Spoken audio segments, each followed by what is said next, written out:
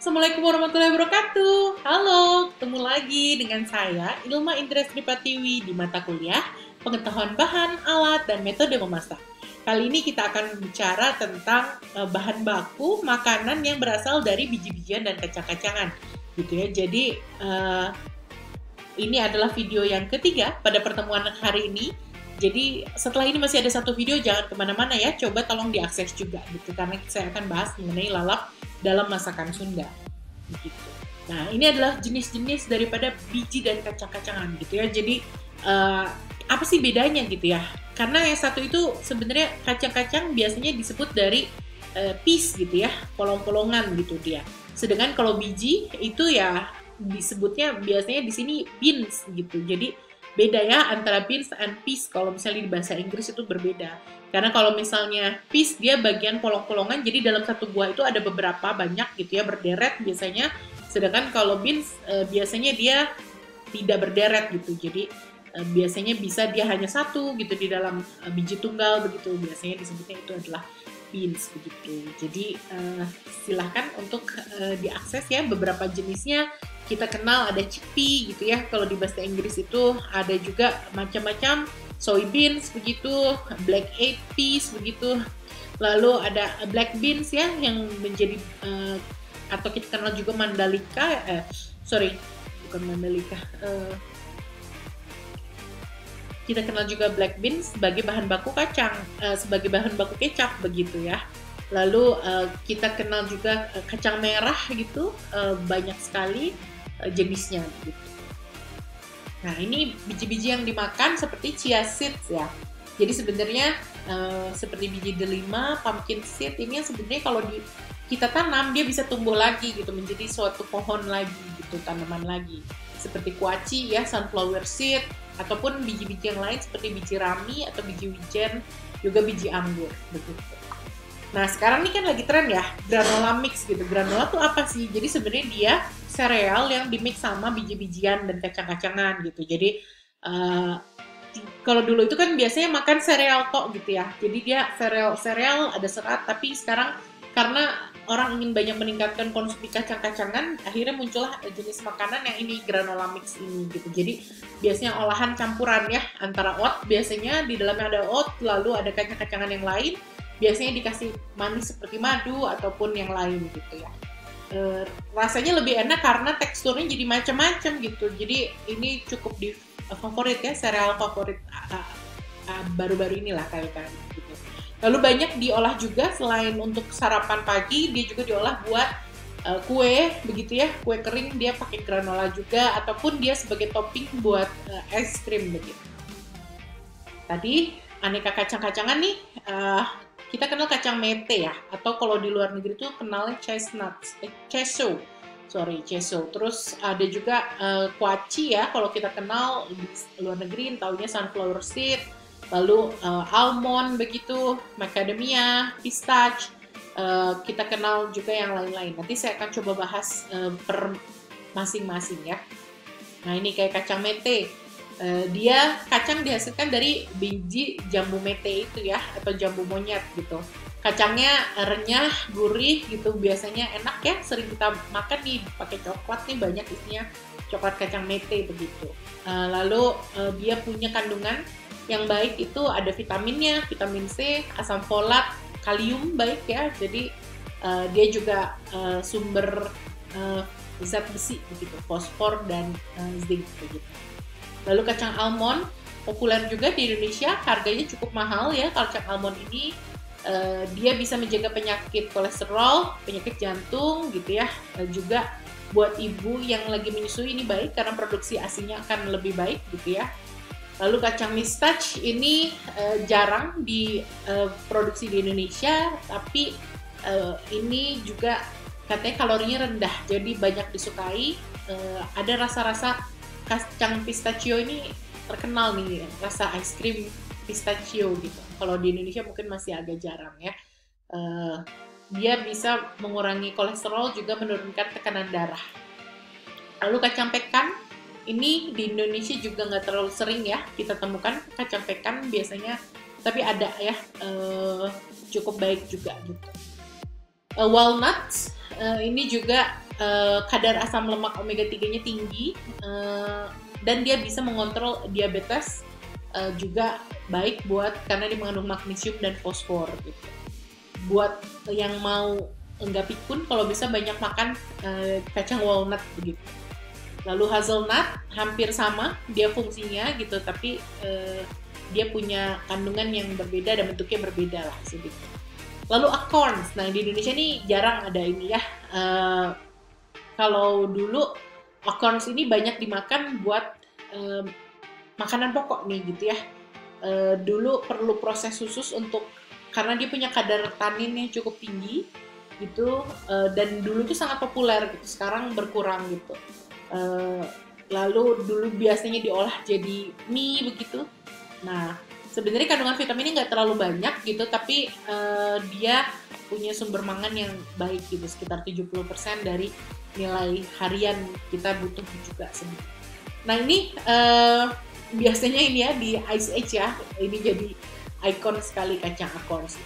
Ini kacang chestnut atau kastanye, ini banyak juga di Asia ya, China gitu banyak produksi, Korea Selatan ini banyak produksi. Chestnut ini dia rendah lemak, biasanya dia di roast gitu dimakan ya, ini banyak sekali gitu ya. Kacang Brazil di Indonesia jarang nih ditemukan gitu, tapi biasanya dia punya manfaat menjaga pertumbuhan dan kepadatan tulang. Jadi kacang ini bagus sebetulnya untuk kandungan kalsium kita gitu ya, banyak mangan. Macadamia ini juga lumayan ada di Indonesia ya, suka ada di biasanya di dalam coklat begitu. Dia kacang macadamia ini gitu ya. Dia kacangnya katanya tinggi kalori, lemaknya juga cukup tinggi gitu ya, tapi dia sebenarnya lemak baik karena dia bisa merangi kolesterol jahat yang ada di dalam tubuh, dan katanya dia juga punya kandungan omega 7. Jadi baik sekali kalau misalnya kita mau makan kacang-kacangan ini. Lalu kacang Arab, nah ini banyak buat masakan di Arab ya, dia banyak pakai kacang-kacangan ini gitu. Jadi serelianya di Arab itu banyak dia pakai jenis-jenis kacang ini, ataupun di masakan India gitu ya. Isian-isian dari makanan India, makanan Arab itu biasanya dia pakai kacang-kacangan. Lalu kacang kenari, nah ini salah satu yang dibudidayakan di Indonesia. Kacang kenari ini dia punya kandungan omega 3 yang cukup tinggi. Banyak beberapa kue-kue Indonesia ini pakai kacang kenari ya. Seperti kue yang dari Manado itu, klaper tart begitu pakai kacang kenari gitu. Kacang lentil ini juga sama, banyak untuk kuliner Mediterania ya. Bubur kacang lentil itu banyak dipakai gitu ya. Kacang tanah ini banyak di Indonesia, banyak kuliner Indonesia juga pakai kacang tanah ini gitu ya. Dia baik untuk kesehatan jantung, mencegah kanker perut gitu, jadi kesehatan kulit juga baik, membantu menurunkan berat badan gitu. Ini cukup baik ya. Lalu kacang koro cukup populer ya di Indonesia. Ini kacang banyak jadi cemilan begitu. Dia bermanfaat mengontrol gula darah, sistem syaraf pusat, juga mencegah hipertensi gitu ya. Asal makannya jangan yang asin gitu. Jadi semua kacang-kacangan ini kalau bisa sedikit asin. Kacang polong bentuknya begini ya, polong-polongan gitu. Biasanya kalau buat cemilan bisa, dia juga dimasak juga bisa ya. Dia bisa baik untuk pencernaan, juga mengatasi hipertensi. Kacang hijau banyak di Indonesia juga, biasanya baik nih kalau misalnya kita mau meningkatkan kekebalan tubuh nih pakai makan kacang hijau nih. Jadi bubur kacang hijau ini baik sekali, dia juga bisa mengurangi jerawat, juga mencegah kanker dan penyakit jantung. Kacang merah juga baik gitu ya, biasanya di Indonesia kita kenal dengan sup berenebun ya, dia sup kacang merah begitu, pencegah penuaan dini, juga menambah nafsu makan gitu. Kacang tolo atau tunggak ini biasanya baik untuk ibu hamil ya, karena biasanya dia juga untuk meningkatkan kesehatan jantung, buat gigi juga bagus gitu katanya kandungannya, lalu mencegah sembelit juga. Nah kacang hitam ini biasanya pakai ya buat membuat kecap gitu, kacang hitam ini. Bahan baku utama kecap. Nah, kacang kedelai ini banyak sekali manfaatnya kacang kedelai ya. Kacang kedelai ini biasanya kita pakai buat antioksidan karena dia juga punya kandungan untuk mengurangi resiko penyakit jantung, dia juga mencegah kanker gitu, mencegah osteoporosis gitu. Jadi kacang kedelai ini baik sekali dan di Indonesia ini terus dikembangkan ya sampai varietasnya ini yang benih unggul ini Biosoi 1 gitu ya. Dia bagian daripada persilangan kedelai Cina sama kedelai Jepang gitu. Terus dia diradiasi dengan sinar gamma. Jadi dia berkembang nih warnanya ada kurang lebih gini, agak kuning gitu ya warnanya gitu, dan dia punya keunggulan yang lebih baik daripada yang biasa begitu kacang. Nah ini olahan-olahan yang dari kedelai ya, bener-bener deh di Indonesia ini digunakan sekali seperti tempe, tahu, susu kedelai begitu, kulit tahu begitu, sampai produk residunya seperti oncom ya. Jadi sisa-sisa dari olahan ini bisa jadi nih oncom gitu. Lalu terakhir ini juga tauco juga kita dari kedelai juga. Miso dan gochujang. Jadi jangan sampai, ini sebenarnya 3 bersaudara yang mirip gitu. Di Indonesia juga ada. Susu kedelai ya. Sebenarnya dia dibilang susu padahal bukan gitu. Padahal ini adalah sari kedelai gitu. Ini kalau misalnya orang nggak bisa minum susu atau penderita laktose intolerance, kalau bisa dia memang minum susu kedelai ini gitu ya. Jadi dia punya protein yang hampir sama dengan susu gitu, baik sekali gitu. Lalu sekarang udah muncul rasa-rasa gitu. Lalu tahu ya, dilanjut lagi untuk diproses jadi tahu gitu, dan dia pakai bahan koagulin, jadi dia memadatkan lah gitu, menghilangkan si air-airnya gitu. Salah satunya dikasih cuka gitu ya, jadi menggumpal tahunya tuh jadi gitu, kadar airnya keluar, lalu bentuknya dicetak-cetak gitu. Ini macam-macam tahu nih ya, nanti ada saya akan berikan gitu ya. Di Indonesia macam tahu yang kita kenal ada apa aja. Lalu kalau misalnya si tahunya itu belum sampai kenceng banget ya, belum sampai terlalu padat, itu kita sebut juga kembang tahu gitu ya, hampir sama. Dia proses pernyaringannya sedikit gitu, pemerasan, jadi kandungan airnya masih banyak gitu, jadi lembut teksturnya, dan biasanya dijadikan makanan itu biasanya dicampur pakai gula merah misalnya kayak gitu, dia jadi sup kembang tahu gitu ya biasanya. Lalu kulit tahu yang kita sebut ya biasanya kering, kalau mau dimasak itu harus diseduh dulu gitu. Dia sebenarnya sama dari susu kedelai, dipanaskan pada suhu tinggi terus-terusan sampai airnya hilang gitu. Dan protein yang dipanaskan itu nanti muncul di bagian atasnya, dia jadi lapisan tipis, nah diangkat kemudian itu yang dikeringkan, itu yang jadi si kembang kulit tahunya kita bilang gitu. Nah di Indonesia ini ada jenis-jenis tahu yang banyak dikenal ya, seperti tahu pong, tahu sutra begitu, tahu sumedang ya, ada sebenarnya prosesnya hampir sama semua, tapi karena proses yang berbeda, kandungan air yang berbeda, dia jadi punya bahannya juga ada yang beda ya, seperti kayak aslinya kan tahu putih, kalau misalnya dia direndam di airnya yang kuning, dia akan luarnya kuning seperti ini, tahu kuning kita kenal gitu, padahal hampir sama. Dia hanya di Indonesia nih kayaknya cukup khas nih yang tahu kuning ini, karena dia pakai turmeric itu ya, pakai kunyit gitu ya penguningnya gitu. Tahu susu itu juga dia ada mengandung susu juga gitu di dalam tahu dicampur. Lalu tahu sutra dikenal ya, ini buat masakan-masakan Chinese food ini banyak pakai tahu sutra. Korean food juga, tahu Jepang juga pakai tahu sutra. Lalu tahu bulat ya, ini salah satu inovasi produk di Indonesia yang cukup menarik ya, baik secara produk maupun franchise. Lalu makanan tradisi lain kita kenal tahu pong ya dari Semarang begitu, dan tahu Sumedang begitu kita kenal dari Jawa Barat. Ini jadi menunya cukup banyak. Nah ini kuliner kita kenal tahu peletok ya, mirip ya tahu dengan aci gitu ya. Lalu digoreng, bentuknya biasanya kalau tahu peletok itu segitiga gitu bentuknya.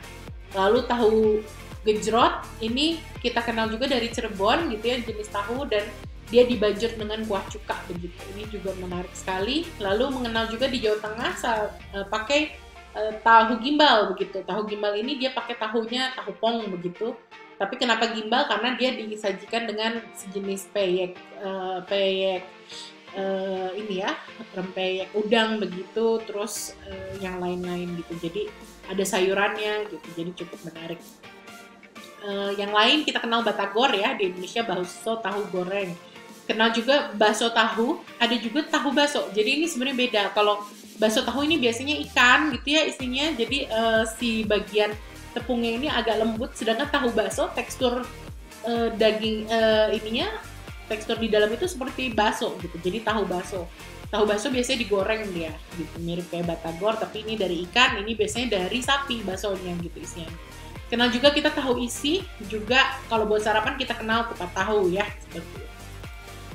Nah ini tempe, di Indonesia juga banyak olahan tempe dan salah satu yang cukup menarik karena tidak banyak, tempe ini nggak banyak terkenal di luar ya, jadi banyak sebenarnya di Indonesia, ini jadi makanan pokok kita gitu, jadi lauk utama kita adalah tempe. Kita kenal tempe, kuliner Indonesia seperti tempe mendoan, sambal goreng tempe, ini tempe bacem, lalu tempe penyet dan tempe cobek gitu. Jadi beberapa kuliner yang kita pakai tempe. Lalu ini oncom, ini sebenarnya sisa penyaringan daripada kedelai untuk buat susu atau tahu, itu bisa diolah lagi jadi oncom begitu ya. Jadi dia diinkubasi nih, dia dikasih bakteri lagi raginya gitu, lalu berubah jadi oncom dan dia warnanya jadi keorangan gini dan masih bisa dimakan. Kuliner Indonesia pakai oncom nih, seperti oncom goreng ya, digoreng tepung seperti itu. Nasi tutuk dia dimasak ya pakai nasi, dicampur seperti nasi timbel tapi dikasih bumbu oncom lah gitu, sambal oncom. Lalu combro, oncomnya dimasukkan ke dalam ketan gitu. Sambal oncom. Kita kenal juga isian lontong ya, atau lepet, itu biasanya disebut isiannya pakai oncom gitu. Nah, olahan kedelai lain itu biasanya kecap, tapi kedelainya memang kedelai hitam biasanya. Nah, kedelai ini, kecap ini bisa asin, bisa manis gitu ya, bedakan proses pembuatannya. Nah, kalau kecap manis itu sebenarnya khas banget dari Indonesia, karena di daerah lain di Indonesia, di luar negeri itu nggak banyak produksi gula Jawa ya, gula kelapa begitu. Jadi di Indonesia ini kecap itu menjadi salah satu lokal kondimen yang memang khas Indonesia gitu. Jadi kita lihat kecap Asia ini macam-macam ya, ini relatif yang asin semua gitu. Kita lihat produk Likomki, bahkan yang less sugar ini kayak Nutrifood gitu ya. Yang lain-lain kita kenal juga Kikkoman, produk Kikkoman ini yang cukup terkenal. Kalau misalnya masakan Jepang ini dia pakai Kikkoman begitu. Lalu yang lain-lain ya, bahkan ada yang bentuknya sachet juga gitu.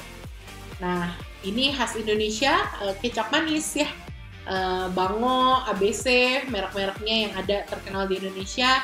Ini sampai ada kecap lokal ya, seperti kecap Benteng, ini salah satu pabrik kecap tertua di Indonesia. Dan biasanya kalau sate Madura ini pakai kecap manis merek sate nih biasanya gitu, si sate Madura gitu ya, kita pakai ini.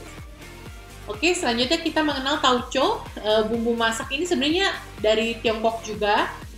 Dia fermentasi dari kedelai yang direbus terus dihaluskan, dikasih tepung terigu gitu. Dia didiamin, direndam dengan garam sampai dia menjadi tauco. Rasanya asin dan menyengat. Penghasil tauco di Indonesia tuh seperti Cianjur dan Medan gitu. Punya beda-beda rasa tauconya. Dan di China biasanya tauco disebut tausi gitu. Biasanya beberapa masakan-masakan ikan itu pakai saus tausi gitu. Dan dibuatnya pakai kedelai hitam, rasanya lebih asin. Bahkan kalau misalnya kita makan makanan China, Korea ya, yang kita kenal tuh mie Korea yang pakai kedelai hitam itu. Jadi itu pun sama, dia sebetulnya bahan bakunya adalah mie pakai tauco gitu. Nah, Jepang kita kenal miso gitu. Jadi yang tadi mirip juga seperti tauco gitu, tapi dia fermentasinya pakai jamur Aspergillus oryzae ini gitu. Terus ada bahan lain seperti beras, barley atau gandum gitu. Jadi miso ini dicampur gitu. Nah, selain kedelai, dia biasanya buat sup, buat saus salad gitu ya, atau saus yakitori gitu, dia pakai miso begitu.